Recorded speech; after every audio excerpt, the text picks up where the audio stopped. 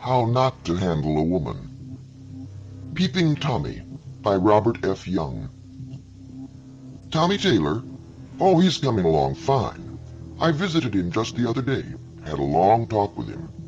He'll be as good as new again as soon as they take the bandages off. Funny how an expression can be born for the wrong reason and last for centuries. He quit the club, you know. Said he didn't want any part of it anymore. As though the club had anything to do with his misfortune. To tell the truth, we were dubious about letting him join in the first place.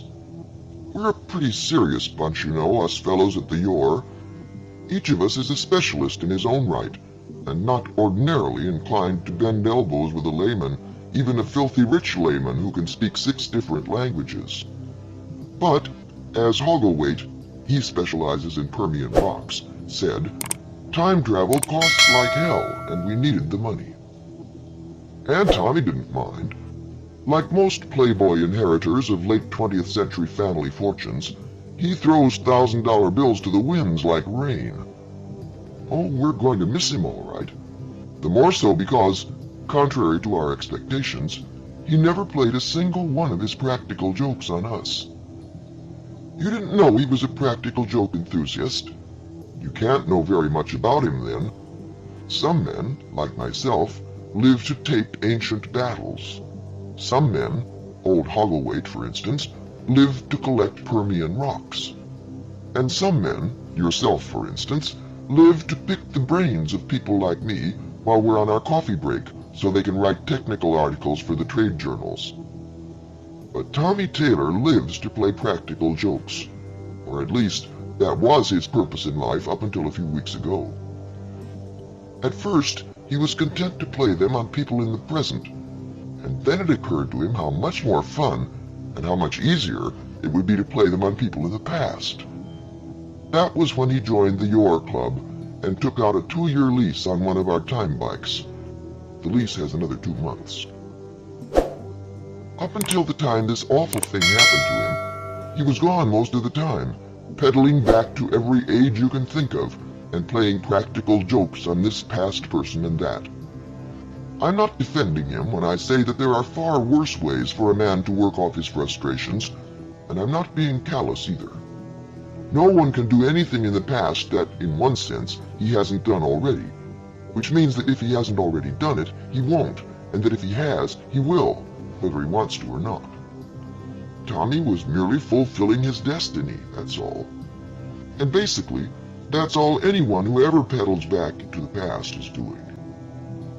Anyway, most of Tommy's capers were little more than mischievous pranks, and did no real harm to anyone. Take the time he went back to Charlestown on the night of April 18th, 1775, and hid Paul Revere's horse. Poor Paul was half out of his mind till he found it, but no permanent damage was done.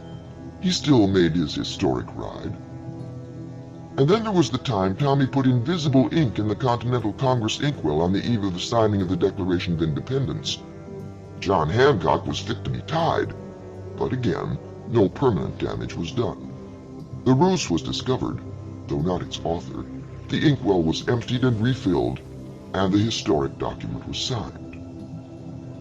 In addition to being a master of 6 languages, Tommy Taylor was a master of disguise.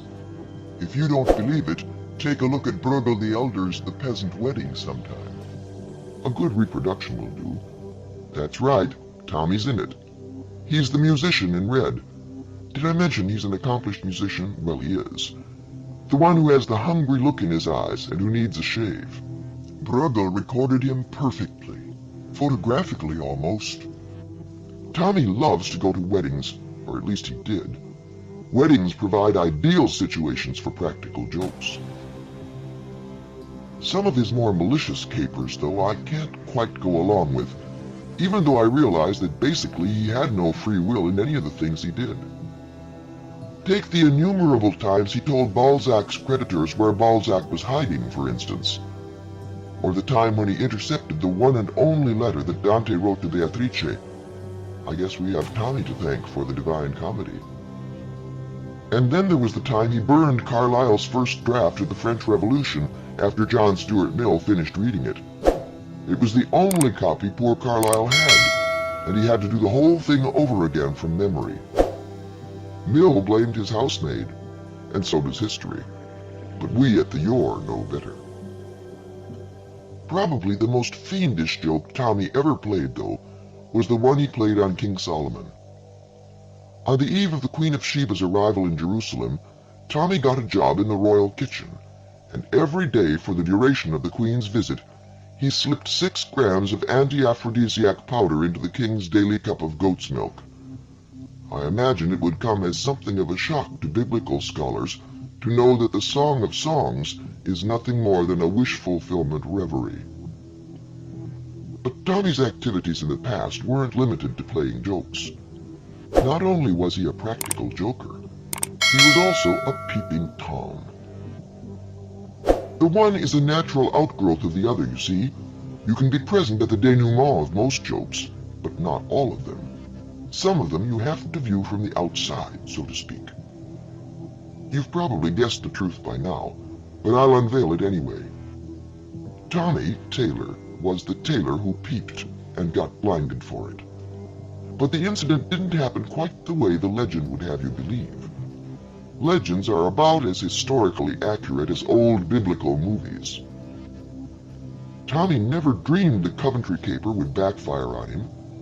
The analogy between his surname and the occupation of the legendary victim failed to register on his mind, you see, and he took it for granted that he and the famous tailor were 2 different people.